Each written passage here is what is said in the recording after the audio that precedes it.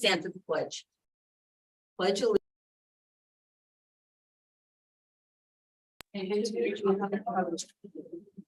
One nation under God, indivisible, with pledge.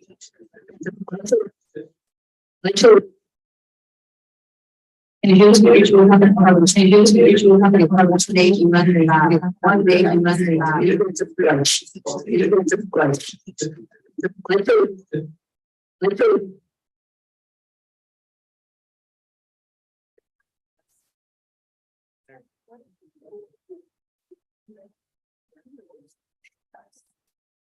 Clerk Treasurer Debbie Astor, would you please call the roll? Bob, Here. Mary, Here. Jenna, Here. Annette, Here. Mary. Here. Next on the agenda, we have citizen input. Again, we limit citizen input to 20 minutes. If we have someone that would like to speak in front of the town council, please state your name and your address. Good evening. My name is Sean Myers, 503 213th Street in Dyer. Yes. Just want to state some facts here. I just found out from my daughter came home from DC from CureFest that Northwest Indiana has one of the highest rates of cancer for kids in the area. That has to do with the companies that have been dumping toxic waste and stuff in our water, soil, air for the last 100 years. So it's no surprise that the number's high for this area. It's no surprise during the road project there on Magnolia that high levels of benzene were found in the soil when they were digging up, causing a hazmat response. So that doesn't surprise me either, considering I guess there was a spill there in 1965 and supposedly it was cleaned up, but we know back then things weren't cleaned up very well back then. But what does surprise me is the lack of clarity and response that we're getting from the town. The residents need to know what's going on. They need better communication. We can't just sit back and wait for IDEM to do what they're going to do. Other towns have done it, gone above IDEM and got things remediated themselves. It's expensive. We probably don't have the money for that, but at least we need to be doing soil tests for these families. IDEM won't do water tests on private wells. There's private wells in that over in that area that could be contaminated. We don't even know how far the contamination goes. We don't even know if it's on the other side of the tracks. It could be in Annette's Lugwitz community over there. It could be farther down. We don't know. But sitting here not doing anything, not informing the residents, not moving forward. I'm looking at this agenda and there's zero on today's agenda about what's going on over there. And that's disappointing. You guys are all elected officials to take care of the town. And I know you and I have called out each other back and forth. And that's because you probably have the most knowledge compared to the other members on the board. And going there and saying, well, it was natural gas and it's not my department. It's disappointing. It's very disappointing. If your wife and your kid and you lived over there, I think you'd have a better outlook on that whole situation going on there. We need to protect the citizens of Dyer. We need to get soil testing prices. That should be an emergency meeting voted on and moving forward. Leukemia is one of the main things that is caused from benzene. And talking to residents over there, we've had children with leukemia in that vicinity. We owe it to the residents. You owe it to the people who voted you in office to address this and be open about it. Hiding behind contaminated soil and petroleum odor is not what to do. Call the people in town, 2 letters stating that this is what's going on, is not informing your residents. You didn't even inform the residents that there was a big delay on that project and it didn't get started until halfway through the summer. You didn't even communicate that to them. And obviously you're not communicating any of this issue going on over there.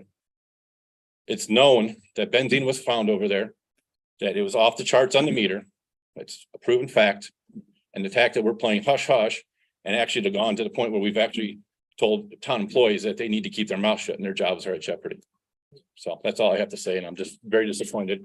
And so most of the other residents in the community. Anyone else for citizen input? Please state your name and your address. My name is William Franklin. I don't live in Dyer. However, my sister lives on Greenwood Avenue. She was not able to make it today, so I figured I would attend in her stead. I'm an engineer in good standing with several years of experience. I've worked on multiple projects involving Municipalities, specifically working with municipalities. Also worked with heavy industrial clients with all of the dangerous chemicals that are involved with those processes. I've worked with the EPA and with IDEM. I realize it is a slow process. However, I do have a few concerns.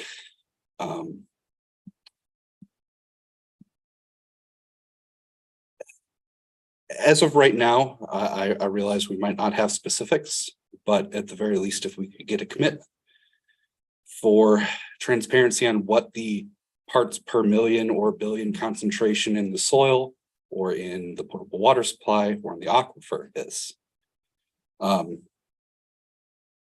Was there any detectable level of benzene downstream from where the where the source of contamination was? Where can the public find these reports? Every time a spill like this occurs, someone has to put their name on it, what the sample results were, what the test results were, and their PE stamp, more often than not. Is there a plan to remediate this in the soil? Is there a plan to monitor this while we are waiting for remediation? Even just semi-annual automatic sample pumps being installed in certain places around town would probably do you guys well. Additionally, I don't have a lot of specific details. I wasn't here in the 60s when it happened, wasn't even born yet. But, this spill happened at some point due to someone's either lack of maintenance, perhaps even negligence, I don't know. The townspeople might ultimately have to bear the cost of healthy drinking water. However, given the fact that it sounds like this was an industrial incident, it is not outside the realm of good corporate citizenship for whomever either owned those pipelines or currently owns those pipelines to shoulder some, if not all, of the burden in this. In short, I think a lot of people on Magnolia Street and just in the surrounding area just want to have more confidence that they're not drinking poison. And I think that's not an unreasonable thing to ask.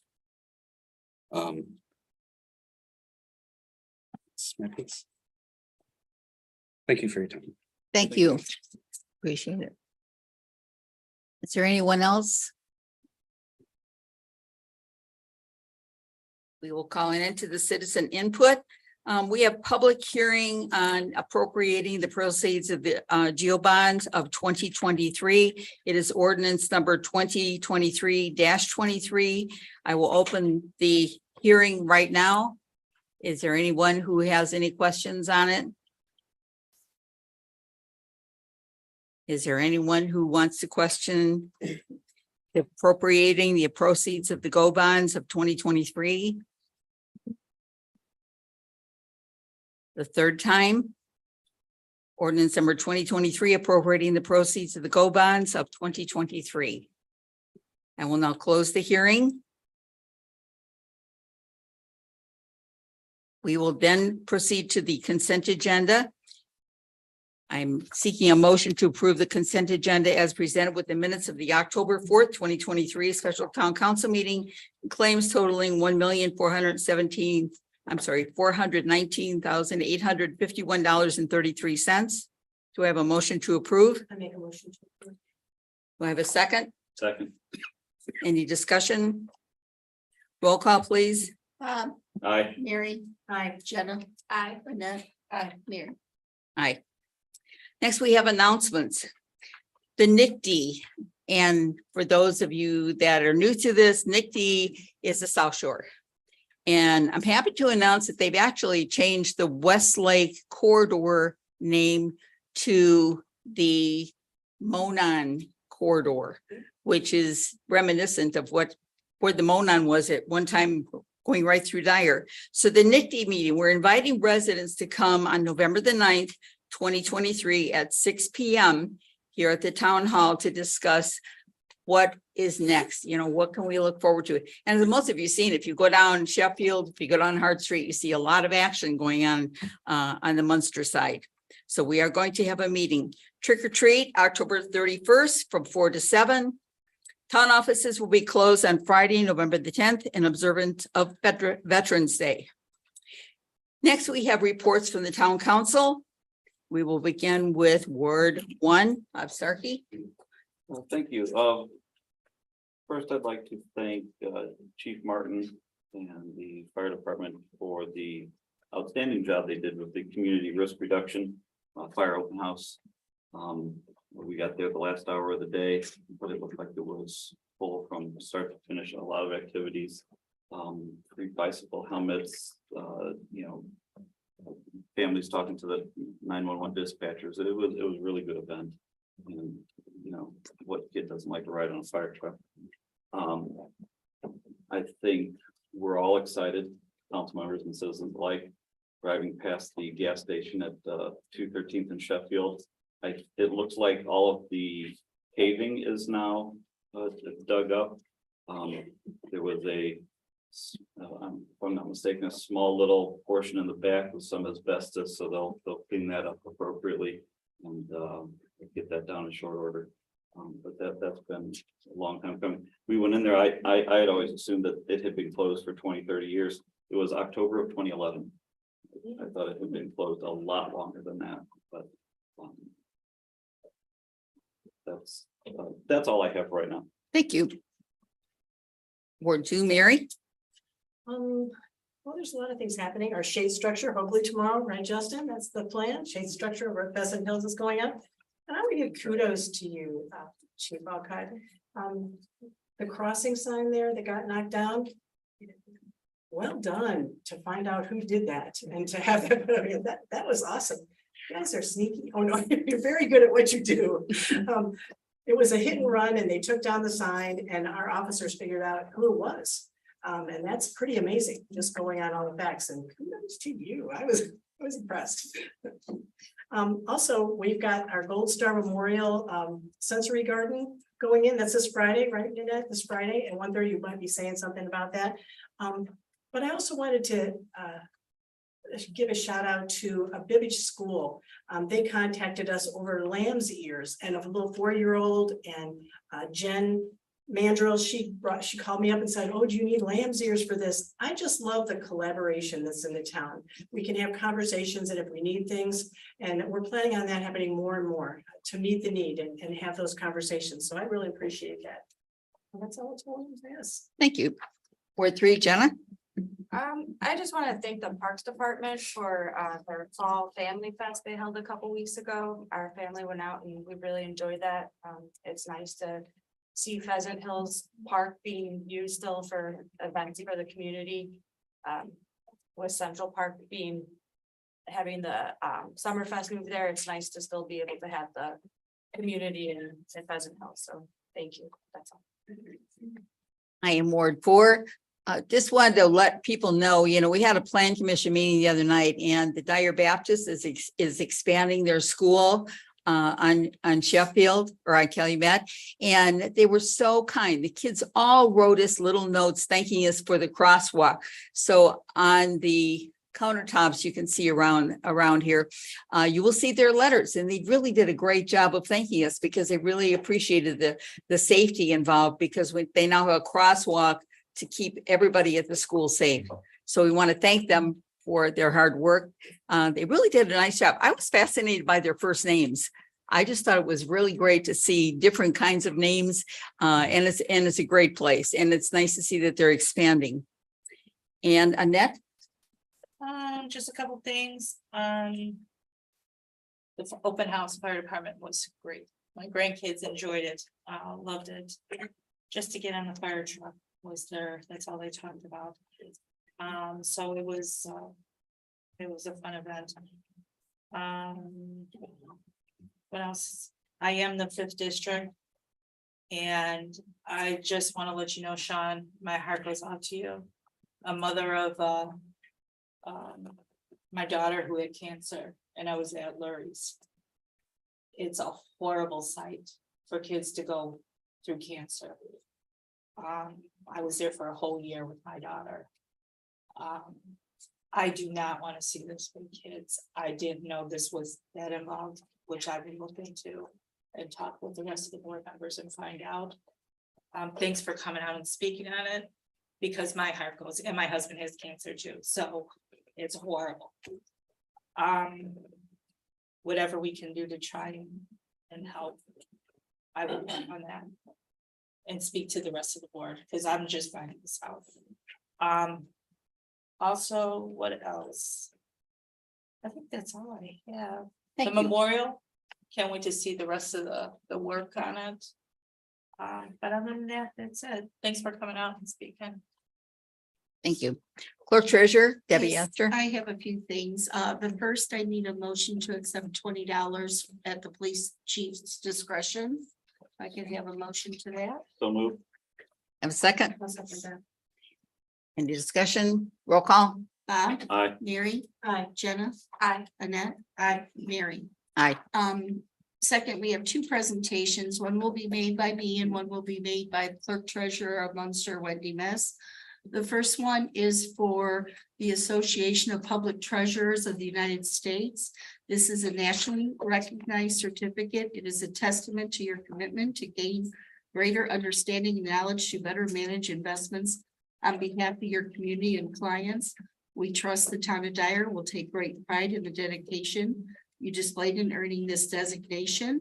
This is a plaque that will be certified public funds investment management certification in recognition of the commitment to achieve the professional achievement. And I'd like to have Debbie Drapack and Nancy at the front.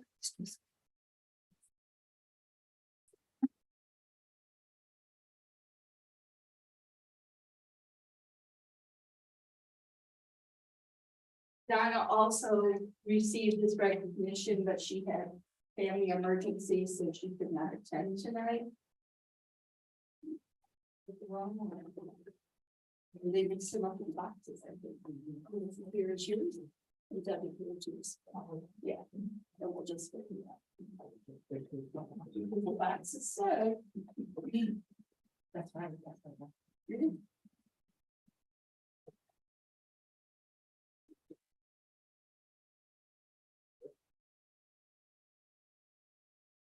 Thank you. Thank you. And Wendy Metz is part of our ILMCT board. I was gonna say, don't steal my thunder, Ms. Astor. Good evening, everyone. I am Wendy Miss. I'm the clerk treasurer for the town of Munster, and I'm also on the executive board for the ILMCT, which is the Indiana League of Municipal Clerk Treasurers. And they too have a certification. It's called the IAMC, the Indiana Accredited Municipal Clerk. See, I had to write notes down because it's all these initials soup, alphabet soup. It is pretty rigorous to become IAMC certified. First, you need a letter of sponsorship. You need to be a member in good standing of the ILMCT. You have to be either a deputy clerk or a clerk treasurer. Education and training, you get points for that. You have to go through much training. There's State Board of Accounts School. There's AIM, which is the Accelerate Indiana Municipalities programs. There's conferences through APT, which is the public treasurers, the IIMC, which is municipal clerks, as well as the ILMCT. You also get points for college education and advanced degrees like a master's. All that comes together and you get enough points and you are awarded. You have to apply to get it, which is also a stack of paperwork. And you eventually will get, it's rated and you get conferred of the IAMC, which is the Indiana Accredited Municipal Clerk. These hours also apply as a clerk treasurer. We're required to do 14 hours of annual continuing education, and in 3 years we need 36 hours. So it's the education, the training is valued in the role. And so tonight I have two certificates. One is for Donna Shear, and unfortunately, I'm sorry she can't be here tonight, but the other is for Debbie Astor. So congratulations, Debbie.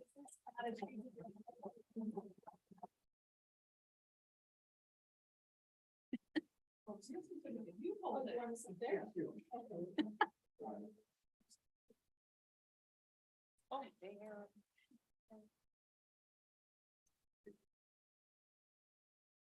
Thank you very much.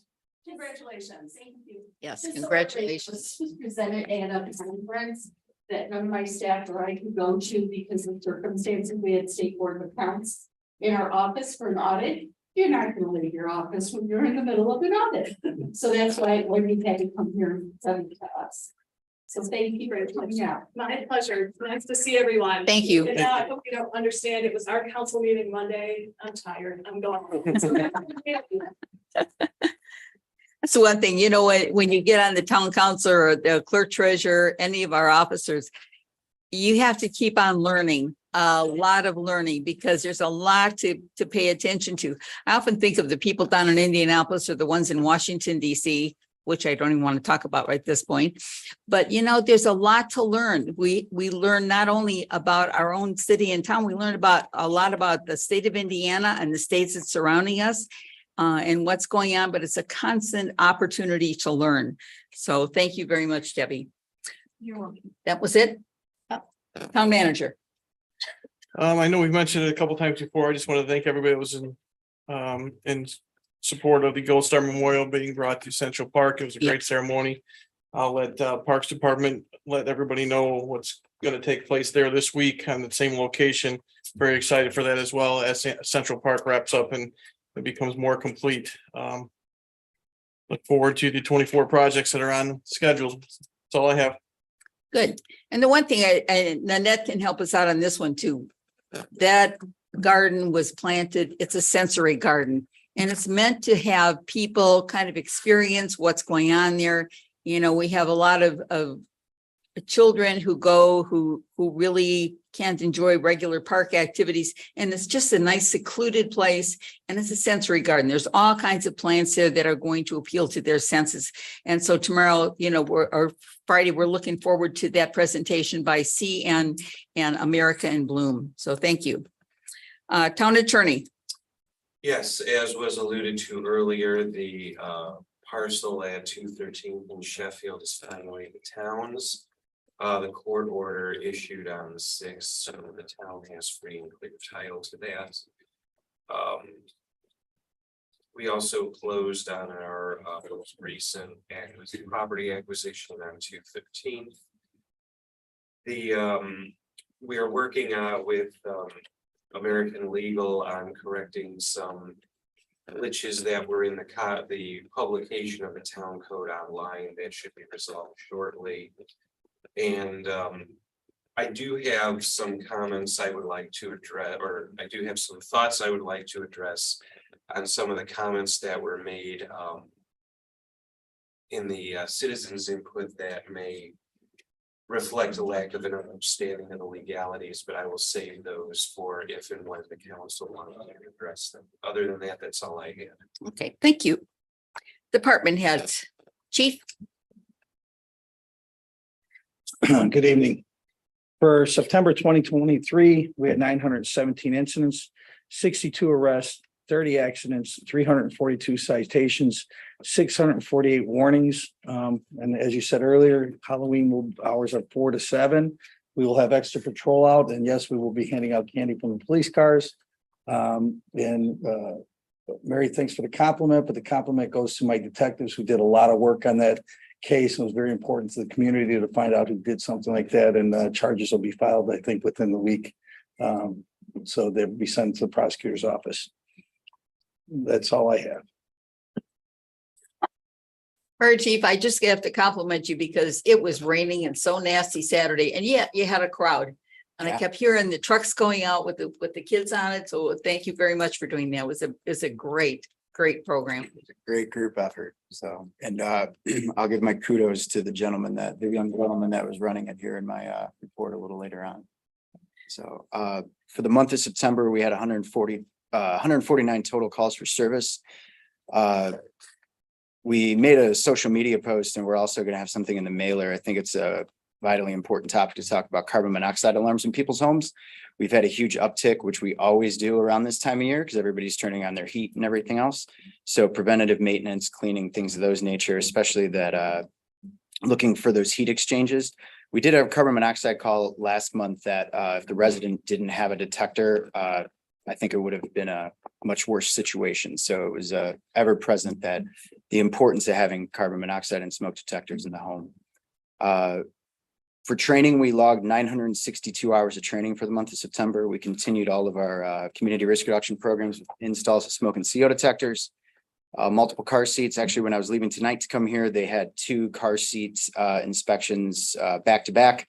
And we were actually installing 3 car seats free of charge for families in need through the program we have with the state of Indiana.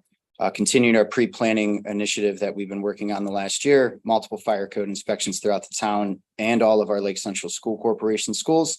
We had 2 winners of our first annual Fire Prevention Week coloring contest.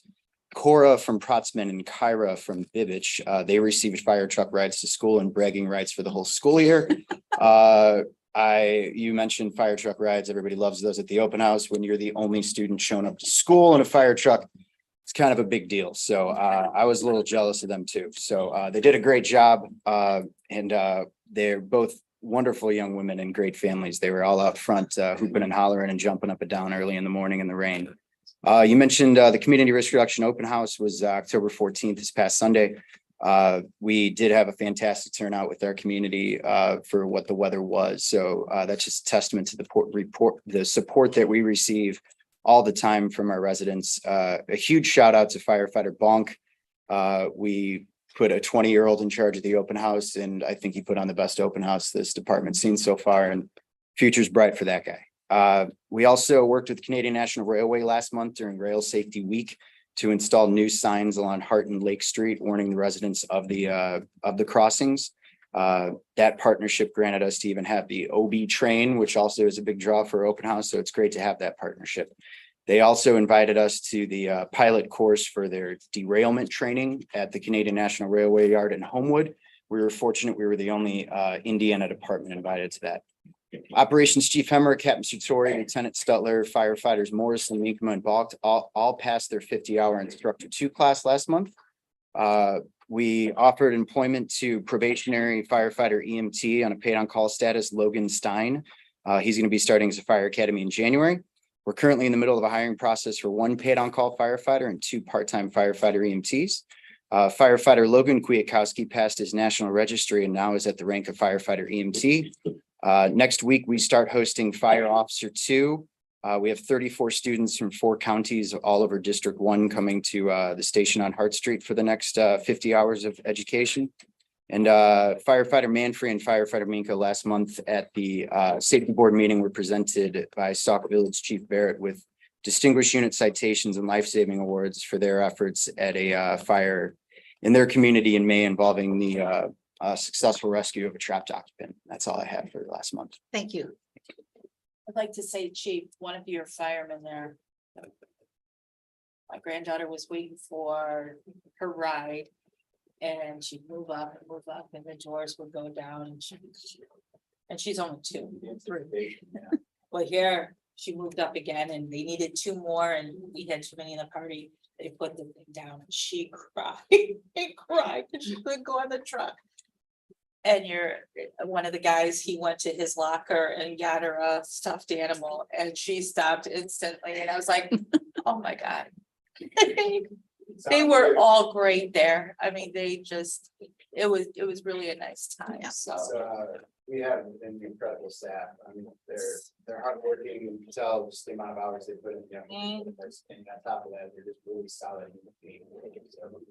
My job. yeah, so I thought that was awesome. Thank you. Public Works. I have a question for you.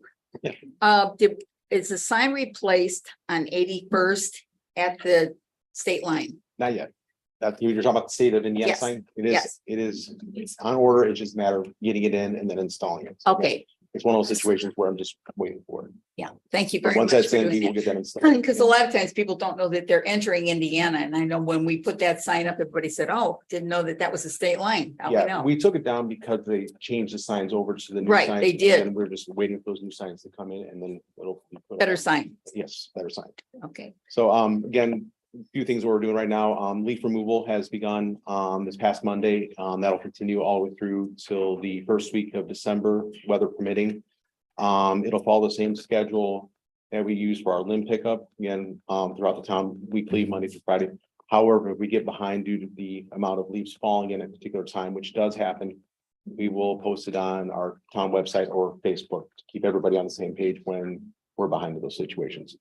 Also next month, we will be draining Danny Ridge Water Tower for an inspection. It's done once every 5 years, so it's like all of our other towers in town. So it's just nothing that be alarmed of, just for preventative maintenance. That's all I have. thank you. You know, one of my neighbors just took down a tree and it's in the front of their yard. Can they call Public Works and say, we have a tree Mhm. that's taken apart Sure. and get it picked up? Yep, and Okay, again, thank we you. prefer to have it, broken down into branches, but again, we can make it work. Okay, Yep. thank you. So there's no schedules that you put together of like, I'll be in this area at this. time? Again, the schedule for the leaves, it follows Monday through Friday. So again, northwest part of town is done on Mondays, southwest is done on Tuesdays. Southeast and kind of central is Wednesday and Thursday, and then Friday is the Rockwell and Yeah.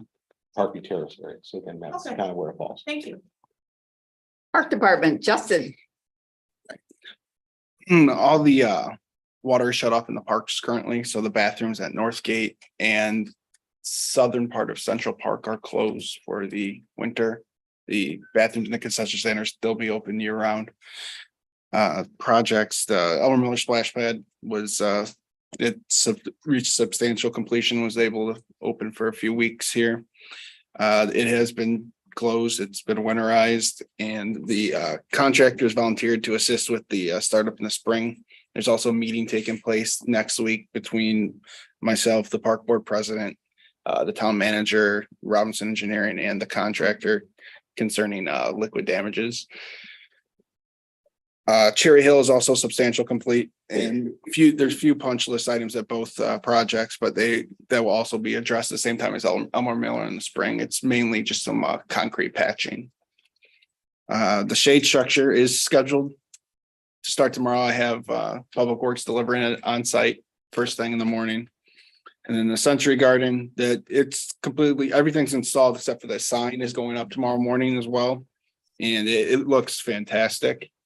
And we have the dedication is Friday at 1:30 with CN, American and Bloom. And I believe I think we have a total of five or six speakers, if I'm not mistaken. As far as activities go, at the end of September, we had our river cruise trip, which was the first time we've done that in a couple of years, and there was full participation. It was a lot of positive feedback. They want more trips. So me and my staff are going to look into offering some more things. We had our mother-daughter sock hop, which we haven't had since before COVID, which we brought that back, which was nice. And then as Councilwoman Grisovich mentioned, we had the Fall Family Fest at the first week, October 7th, I believe.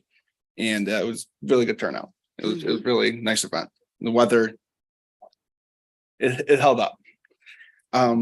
We also, this Sunday, we have our 23rd annual Halloween parade with registration beginning at 1 p.m. and the parade is going to begin at 2. And then the following Tuesday, October 24th, we have our mini lights from 5:30 to 6:15, and that's at the Plum Creek Center, and that's for ages 3 to 6. Next Thursday, we have our Frights, Lights, and Bites. That is October 26th from 6:30 to 7:15 at the Plum Creek Center, and that's for ages 7 to 12. And then we have our 22nd annual holiday shopping spree Saturday, November 18th from 10 to 3 p.m. at Kaler Middle School. That's all I have. Thank you. I'll have to say, I attended that river cruise with my husband. It was a lot of fun. Barefoot Becky can really, that was some polka music, I'll tell you. It was a lot of fun. So if you haven't gone on one, it was great. And also, are we gonna get a drone view of that sensory garden in the Gold Star We Memorial? can, I mean, we can coordinate some with the PD. With the new get some paths pictures. that are in, I Yeah. bet it would look really Yeah. cool. Mhm. Yeah. Thank you.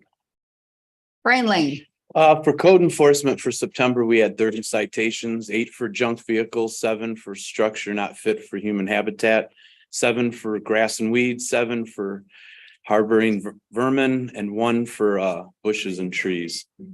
So that was our code enforcement for the month.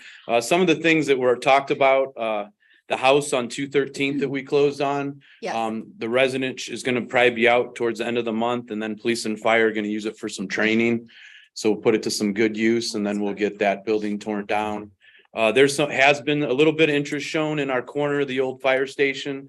And now that we can add that property to it, it makes it even more enticing because it's a little bigger. So that we'll be looking at that. Talked about the old Rich gas station on 213th and Sheffield. That's coming along. At the end, it'll all be just a green space, so it'll be nice to have that instead of what we've been looking at for all those years. The train station, if you've driven by, you can see a nice gravel road where Main Street would extend to the railroad tracks, and they're getting ready to punch under the tracks. So that should be happening here pretty soon. I don't have an exact date, but I know they should be coming soon with that. Something real good over here at Elmo Miller Park in the back and over at the Cherry Hill Tot Lot. I was able to I'm planting 12 trees at Elmer Miller and 10 over at Cherry Hill Tot Lot. And that's all being reimbursed through the Little Cal River Basin Commission. Good. So, and that came to about $14,000, and they're paying for all that. So they're nice, big established trees already.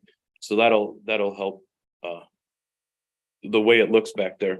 And then the last thing, last month I was at the INAFSM conference, which is the Indiana Association of Stormwater and Floodplain Managers. Me and Thomas Burke gave a presentation on the 2-stage ditch. It was real nice. People liked it. And the town of Dyer, we won an award. So for the 2-stage ditch. So it's really nice to win that down in the state of Indiana. Yep. So for the 2-stage ditch. So the last thing I would say is we're hoping by next season to have another piece of 2-stage that can go out to construction. good, So you'll be seeing that come before you at some point. right. It's a good thing. If I can jump in Yes, on that, please. those structures unfit for human habitation, we are looking at more permanent solutions on a few of those, so. I don't want to announce anything definite yet, but we are Right. exploring that. Yeah.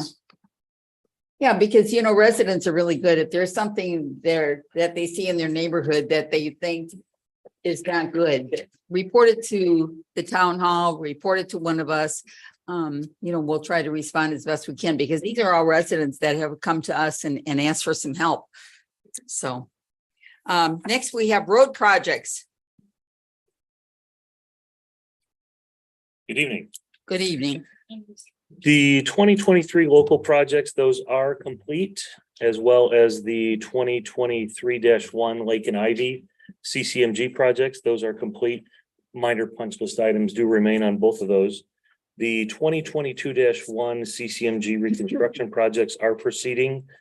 And as IDEM is the lead agency for those concerns, they're proceeding with their testing and coordination with federal agencies. And Dave and Frank and I are on their list for updates. And if we get anything that does not go to the whole council, we will provide that to you.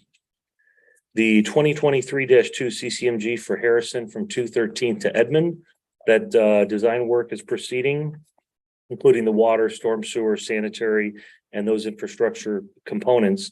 And that will be scheduled for a 2024 construction. And we are waiting for the award from INDOT for that 2023-2 submittal that we had put forth in July. Gettler and Steck designs proceeding on that. We're working with staff, and we'll have that out to bid for a 2024 construction project. Calumet Avenue and Central Park Boulevard, the design's proceeding, and we've been coordinating with Dave and his staff and Jeff on the specialty item for the traffic signalization, and those materials are going to be quoted, and we expect those back within the next week. And Dave can comment on that at some point, probably during the RDC meeting, of how we would recommend you proceed with that once we receive those quotes back from the specialty equipment. And I appreciate Adam and Dave and Frank and Jeff and everyone's work on that to be able to get that long lead time item coordinated so we can get those quotes. And then the 213th patching, our staff and Jeff and his staff have worked on that for the patching and the paving for the DPW work that I believe is in your packets, that we're using the milestone contract submittal that they had requested for quotes. And then as David mentioned earlier, the Main Street patching, which is in coordination with Sherrville and Munster, is essentially being led on a project basis by Sherrville and Right. Munster, but unfortunately, due to their limitations in terms of bidding that project, the proposal is to use our 2023 local publicly submitted bids for milestone for that work. And that'll be before you with probably a JICA and consideration for the extent of the participation between the three communities. Neil, could you please repeat what you said about item?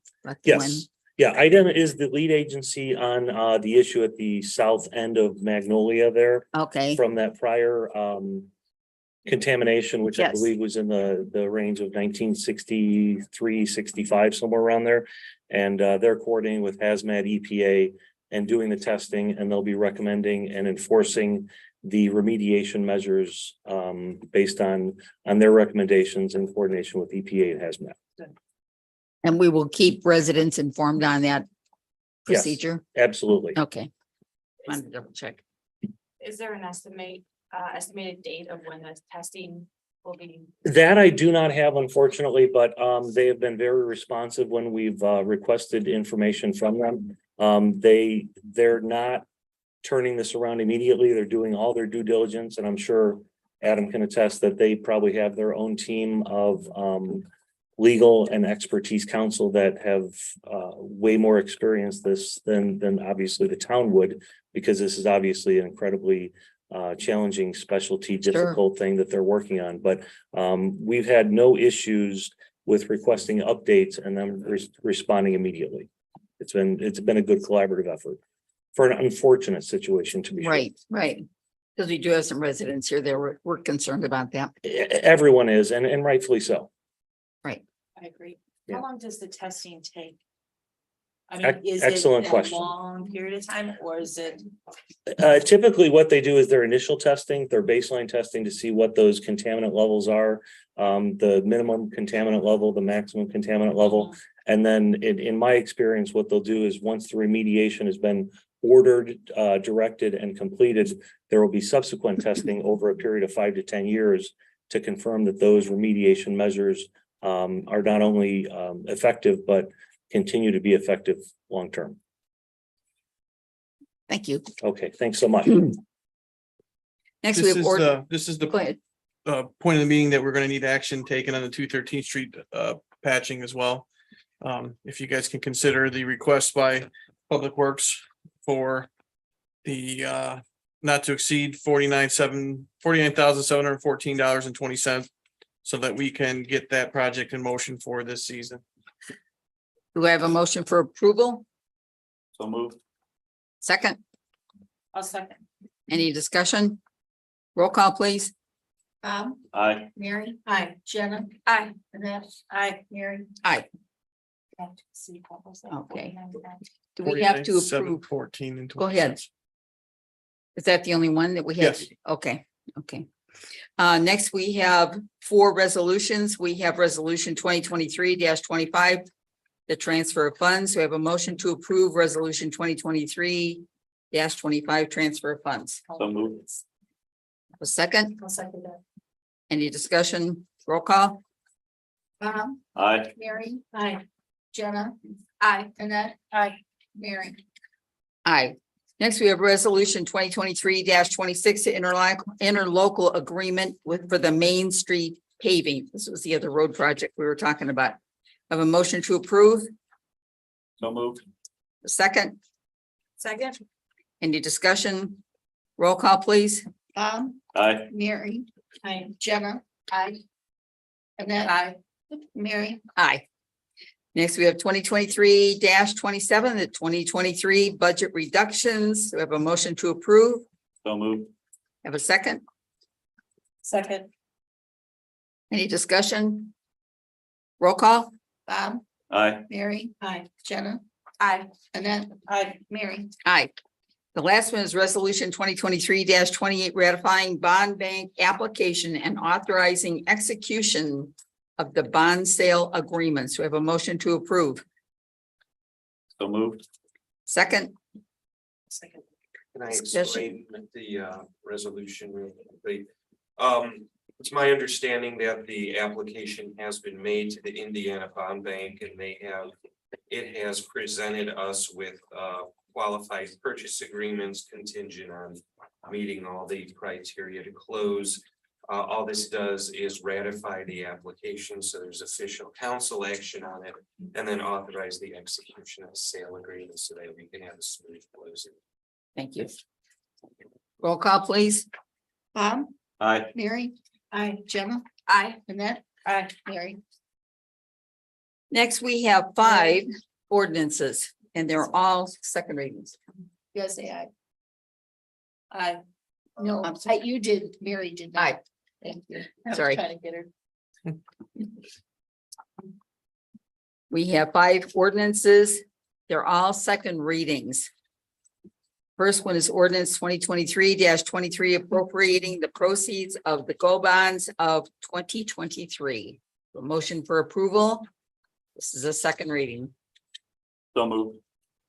Do I have a second? I'll second that. Any discussion? Roll call? Bob, Aye. Mary, Aye. Jenna, Aye. Annette, Aye. Mary. Aye. Ordinance 2023-24 authorizing the issuance of park bonds is the second reading. We have a motion for approval. So moved. Second, Second. any discussion? Roll call, please. Bob, Aye. Mary, Aye. Jenna, Aye. Annette, Aye. Mary. Aye, And this concludes your action on the 2024 bonds. Correct. Short of closing. yes, thank you. 2023-28, the 2024 budget adoption. General non-utility funds, second reading. We have a motion to approve. So moved. Second, I'll second that. any discussion? Roll call? Bob, Aye. Mary, Aye. Jenna, Aye. Annette, Aye. Mary. Aye. Next, we have ordinance 2023-29, 2024 budget adoption in the Water District, second reading. A motion for approval. So moved. Second, I'll second that. Mary. We're good. roll call, please. Bob, Aye. Mary, Jenna, Aye. Annette, Aye. Mary. Aye. Ordinance 2023-30, the 2024 budget adoption sanitary district operating, second reading. Do you have a motion for approval? I'll make that motion. For second, Second. any discussion? Roll call, please. Bob, Aye. Mary, Aye. Jenna, Aye. Annette, Aye. Mary. Aye. New business, we have an appointment to the Board of Zoning Appeals. We had 2 residents come forward. I have a motion? I'll make a motion to appoint Jack Harris to the BZA. I'll second that. We have a motion and a second. Any discussion? We're fortunate to have 2 residents come forward that were really great. We're just really happy that people are coming forward to apply for these positions. So we have a motion. We have a second. Roll call, please. Bob, Aye. Mary, Aye. Jenna, Aye. Annette, Aye. Mary. Aye. Agreement for attorney's fees related to the 2023 GO bond issue. I actually spoke too soon. This will be your final action on the 2023 GO bonds. As you know, our regular agreement for my representation calls for my acting as bond counsel to be negotiated separately. The bond amounts are $2,625,000 for the GO. As in past years, I am charging a flat fee equivalent to 1% of the bond issue, which for the area and for these type of bonds is standard. It's a $26,250 fee for all professional services. The factors listed in section 5 of the proposed agreement all come from the Indiana Rules of Professional Conduct, standards for determining the reasonable fee. Payment due only on successful closing from the proceeds of the bonds. There is nothing different about this agreement from our past several bond and fee agreements, except the amounts. I can answer any questions the council has. Any questions? Thank you. Do I have a motion for approval of the agreement for the attorney's fees? I'll make that motion. You have a second? I'll second. Any discussion? Roll call, please. Bob, Aye. Mary, Aye. Jenna, Aye. Annette, Aye. Mary. Aye. Thank you. Thank you. Any and all comments from any of the council members? I'd like to take just 2 minutes to talk about Magnolia. The construction project down there. What I'm about to say does not constitute the entirety of what we know, because there is a fair amount of things that we just don't know yet. You're free to record if you'd like. What we do know is that at some point towards the end of the year 1965, there were two, what Buckeye are telling us, they're calling 2 loss events. The first one was 150 barrels. The second one was 673 barrels. It was, we're told, a gasoline fuel oil mixture. Now, the reason why I say this doesn't constitute everything we know, because this was from the Arco pipeline. Arco pipeline was then sold to BP, which was then sold to Buckeye. So this is now a coming up on 6-decade-old situation. IDEM has frequently used the term legacy contamination with us. So for us to find out some of that information, you know, if I say it was 150 barrels and it was 140, you know, that is what that is. So we know that. We know on September 15th, Dyer Construction was doing some work on the far end of Magnolia, that there was a petroleum smell. They stopped the, and at any time, Dave, Jeff, or Chief Martin, you can interrupt or correct me. Dyer Construction had a benzene detectable meter. Now, what we do know is that the meter on the crew, from what the crew said, is that the meter spiked. We don't know what that means. We do know that the meter did not appear to be fully calibrated. We know that once they were given a new benzene stable test tube to test the area, that they still did detect benzene, but not at the levels that the uncalibrated machine detected. The illustration I will use for that is if who here has been cooking something on the stove and your smoke detector goes off. Doesn't necessarily mean there's a fire, it just means that there's something in the air. But it could also mean that there's something. So it was just an indication. So I'm trying to look at some of the words here. You know, as the residents discussed, high levels of benzene meter spiked. I want to make sure that we're keeping that in context of we don't actually know. IDEM, well, let me take a step back. Dyer Fire, Lake County Hazmat, IURC, IDEM, everybody came to the scene to respond. The response I can leave to Chief Martin if there are any questions on that. At the end of the day, IDEM took control of the situation. Part of that update came from Neil as to how the construction company is working with IDEM to determine what further steps need to take place at the end of Magnolias. IDEM did approve the installation of the new water service at the end, with the caveat that any of the spoil material we remove. So in addition to IDEM testing soil out there to whatever schedule they have, Dyer now has some, and I don't know how much it is. It's minimal. It wasn't even a whole back truck worth. So we have some of that, and if I'm correct on the terminology, it is secured on, is it visqueen? Yes. Which is the similar plastic material that you may find at a landfill that would protect the soil around that from contaminants. We are testing that. Frank, what was the company's name? America. Americo. So in addition to IDEM testing, we are testing the soil samples that we have. The purpose of our soil testing is to determine what we should do with the soil that we have. So we're working in conjunction with IDEM. We have sent out several letters, 4 letters to the community regarding the construction of petroleum. To date, the town has not received any phone calls or inquiries. To date, as of today, IDEM has received no phone calls or inquiries about the situation. We are continually working with them. I know that there was some, there was a letter shared from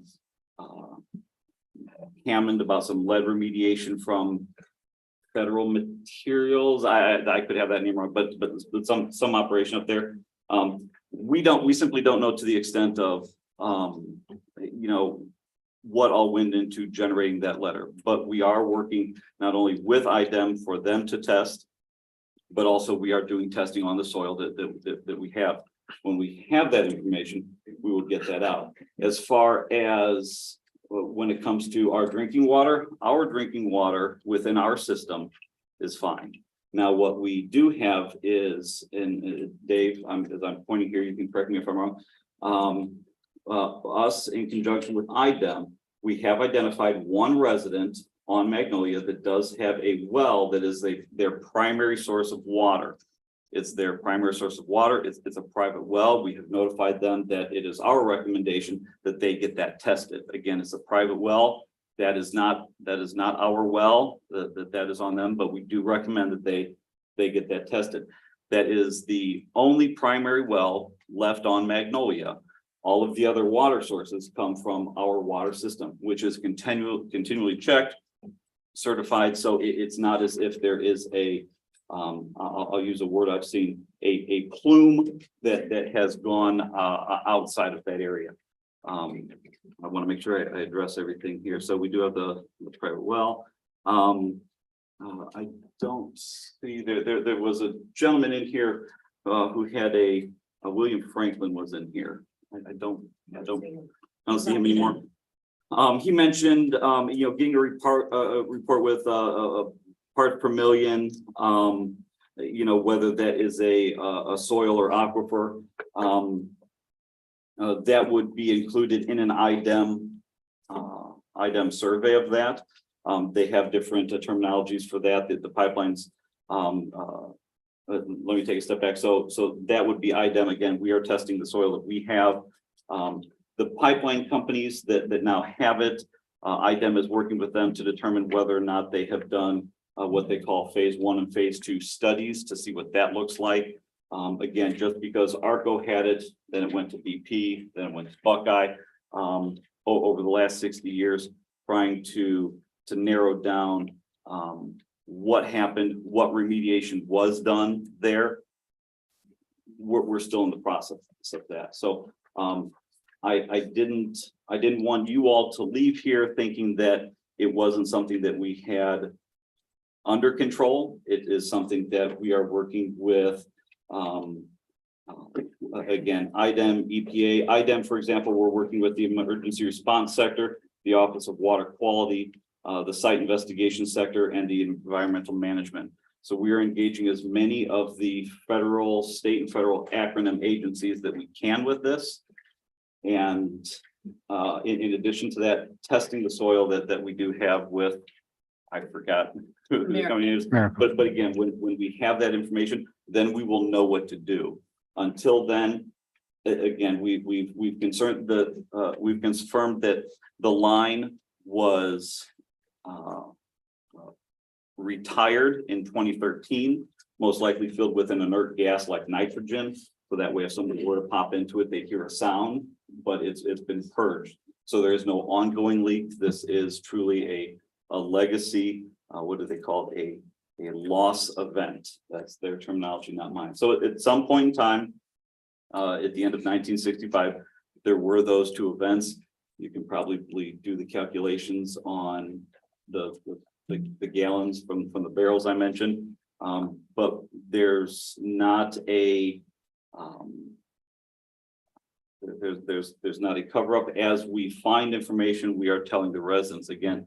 I think it was just in the last day or so, we did confirm the one resident with the private well, and we notified them that we recommend they get that tested. So hopefully that answers some of the questions.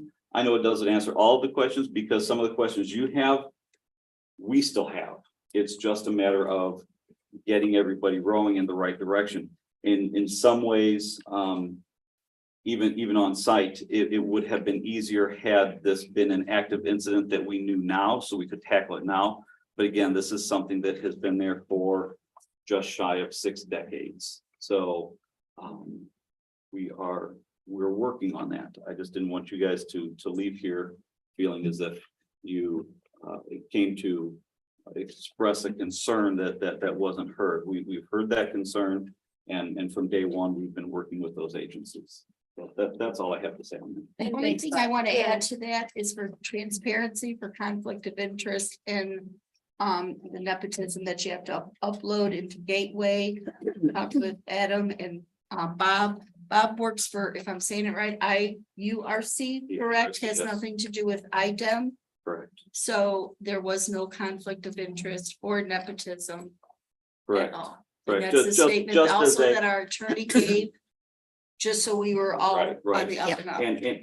And to clarify, to clarify what my role was there that day, as I put on that hat, I would say the IURC has a communication division that would give any official response. But anytime there is some type of a pipeline leak, the IURC is notified, the Pipeline Safety Division, and they will send out an engineer to investigate if it is jurisdictional to Indiana laws. The Buckeye Pipeline is an intrastate pipeline that is not jurisdictional to Indiana laws. It's jurisdictional to federal DOT, PHMSA, Pipeline Hazardous Material Safety Administration. And so that is where legally, as my role in that, that's where that ended. It was just that's a federally controlled inspected pipeline, not an interstate pipeline, which would be like your NIPSCO lines. And so I just wanted to ask for the citizens, they asked where can reports be found once the soil testing is completed and more? Will the town continue just to update with letters, or is there a specific place that they'll be able to go to get the reports of the soil? Yeah, absolutely. Once Americo's done with their testing, the results will be shared with IDEM, and the game plan will then be updated with IDEM, at which time we'll figure out what the next step is.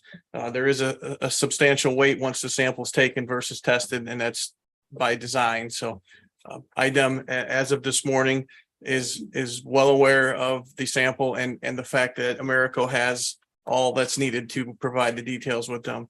Again, there was a couple things that were stated. It's a fluid situation right now. We are still waiting for a lot of the information. We have communicated with the residents. They are very thankful for the communication out there. I understand there's a need for more information, and we all want that more information. Sure. As of today, Brian Lane was on scene like we are on this project almost every single day. Sorry to share the details. There was cookies brought out. There was residents that came out. We're all in this together, and at no means are we trying to keep anybody out of the loop, but some information is not available until it's brought to us. So we're working with IDEM, who is the professionals of this type of materials. And if I may, I would like to address some of the concerns that were addressed from a legal angle. Yes.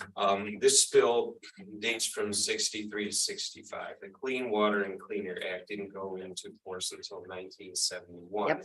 Which is when the EPA was created. And when it was created, the states had the option to either work under the EPA or set up their own equivalent agency. Indiana chose the second option, and that's what IDEM is. It's our EPA in Indiana. They have to follow the same standards, but they implement it within the state. Indiana state law forbids any unit of local government from taking any action or regulating anything that the state is given the power to regulate. That's called preemption. And it's a big deal, and the courts will shut you down if you try to step on the state's toes. So in the area of any environmental hazard or cleanup, IDEM has preempted any local government regulation or action. So when we find out about this contamination, the proper thing to do is to contact IDEM, and IDEM is in charge of it. We can assist them, and that's what this testing is, but it's IDEM's responsibility. And if IDEM, however IDEM acts or doesn't act, we have no choice in that matter. That's number one. And number two, I heard mention of negligence and holding people responsible. There's a number of issues with that. There's statute of limitations issues, since we're talking about a 6-decade-old contamination. There's standing issues from the town's end. And then what are the damages to the town going to be? These Clean Water Act suits are hugely expensive ordeals. Yes, they are. Really will be. The pipe you'll be going against, well, now that the pipeline shut down, potentially BP, which has investments in town. You know, you're not being a good neighbor that way. Even if this were an option, I don't think it would be legally or practically a sound ground to stand on.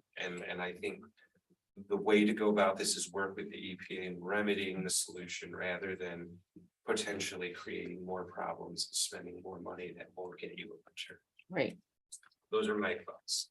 Thank you. And I appreciate that, because a lot of times people don't understand that it's a federal, then it's a state, then it's a local. We all have to work together again to accomplish a good end. We want to see the end result being something positive. So I think that that's really important to do. Any and all? Motion for adjournment? So moved. Second? A second. All those in favor, voice vote? Aye.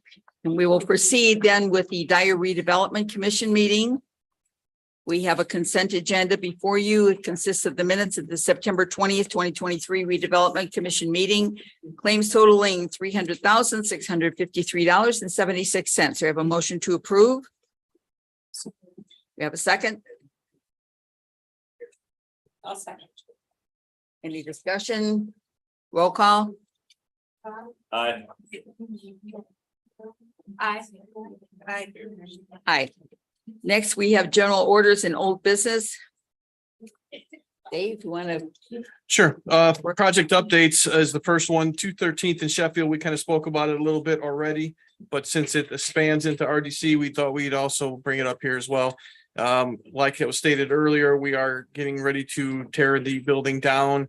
Some concrete work has already begun. We've got a concrete quote on the way to restore the curbs over there so that any passerby would not think this was an old gas station site. The building had a minor delay, should be on track to be torn down within 7 days, probably 7 to 10 days. And Brian's looking at me like he's got chomping at the bit, so I will turn it over to him for any more updates. I hope the building comes down that quick. That's why we started with the asphalt, so we can get moving. The one thing we are looking at too is we got some pricing. If you've noticed, there's a beautiful flagpole and some lighting. So we're looking at changing the lighting to more today's standard lighting. And then they're looking at the flagpole to make sure it's operational, and it needs some new rope from the top down. So it just happens that I think Dean's has a bucket truck that reaches that they're looking at another flagpole. So they're going to come assist us in this. So hopefully we will have an operational pole. We'll be coming back to you for some money somewhere to new lights, but the prices I've seen are very reasonable so far. So Yeah, I have another question. I know that there are 3 letters that designates that, yes, it was a gas station there, but all the tanks have been removed and everything. What did they call that? There's like an acronym for it. Well, not so much because the tanks are moved, but there's a no further action That's it. letter. Yep. On that property. So Right. everything was remedied off the property. And that's been taken care of, what, 10 years, 11 years previously? Mhm. So I think we're all clear on that, and it's up to us how we want to use that property after this. Yes. So, but the main building will be taken down soon. As soon as we can get it down, it will come down. Good. We're waiting a NIPSCO too. We're waiting on NIPSCO because they have to, what they call retire the service. They have to disconnect the electric and the gas back at the mains. So nothing happens. So it's all the timing of a bunch of moving parts, but. Okay, thank you.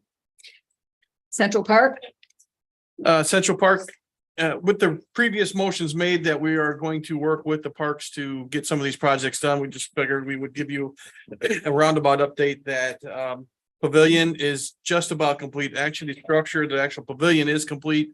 We're doing some punch list on electrical work and resetting the paver bricks on the bottom. If you've not been out there, I suggest you wait a couple days because it still is a little bit messy, but it is an amazing pavilion that is a great addition to Central Park.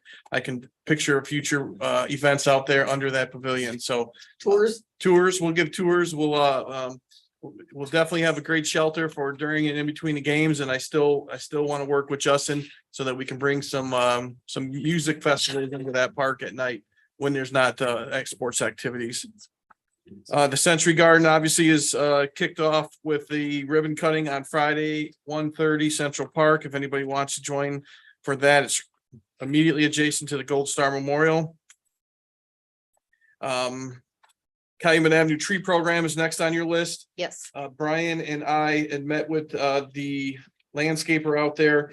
There's a proposal that we wanted to enhance Calumet Avenue as you enter our town from the north.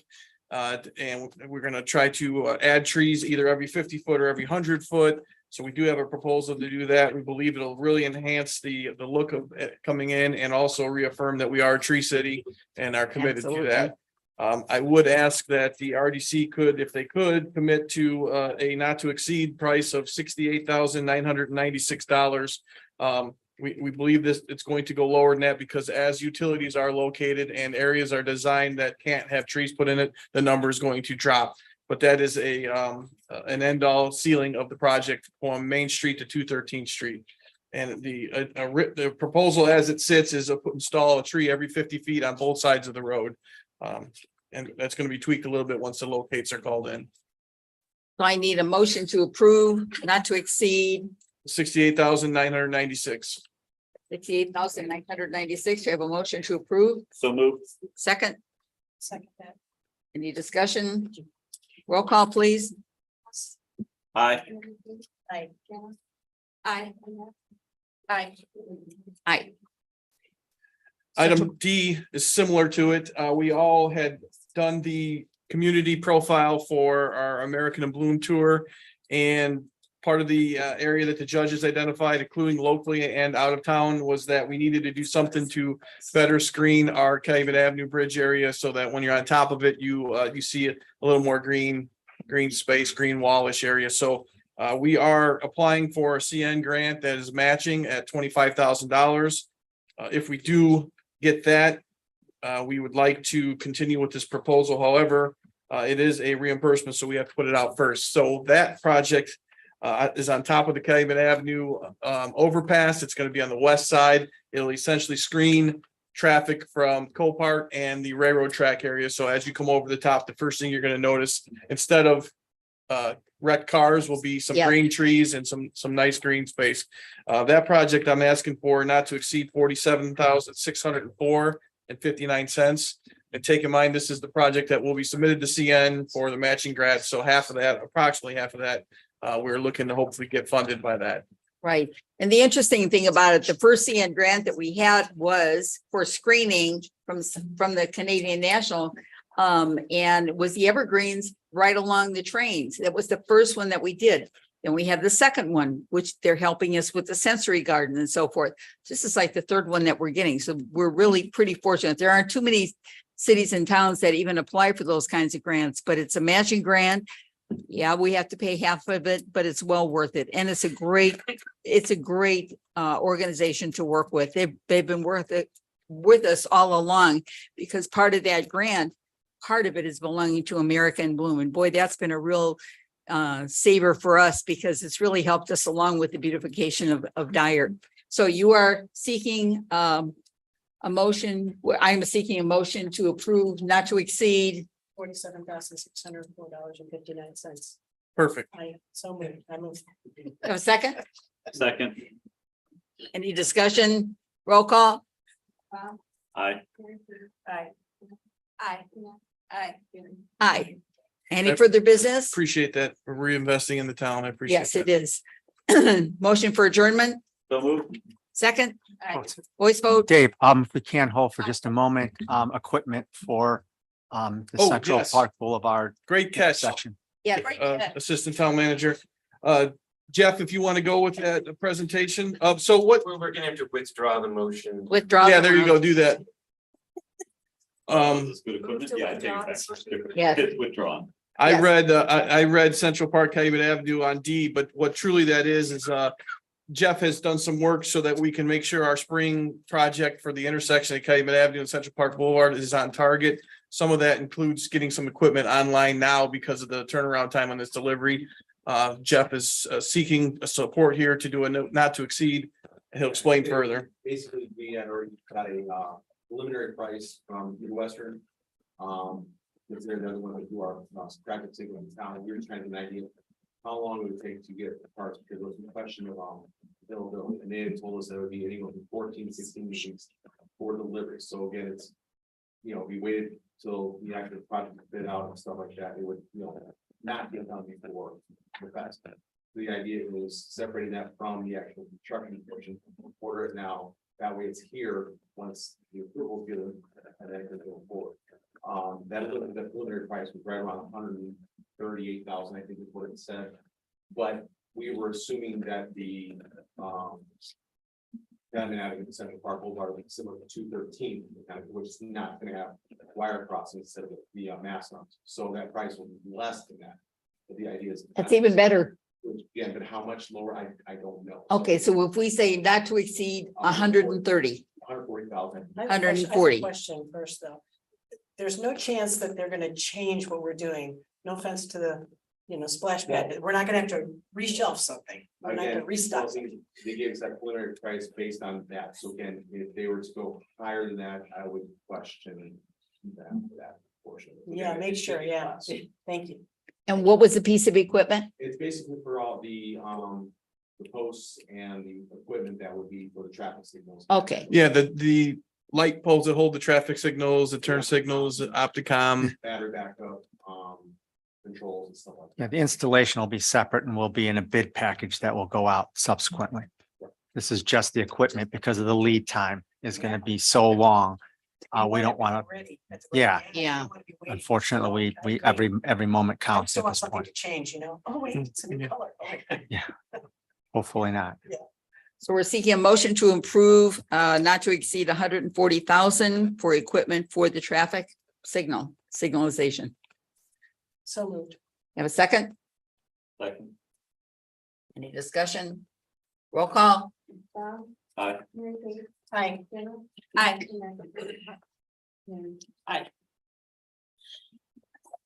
Aye. Thank you.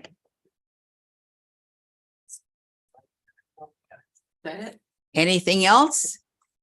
Motion for adjournment. So moved. A second? All those in favor? Aye.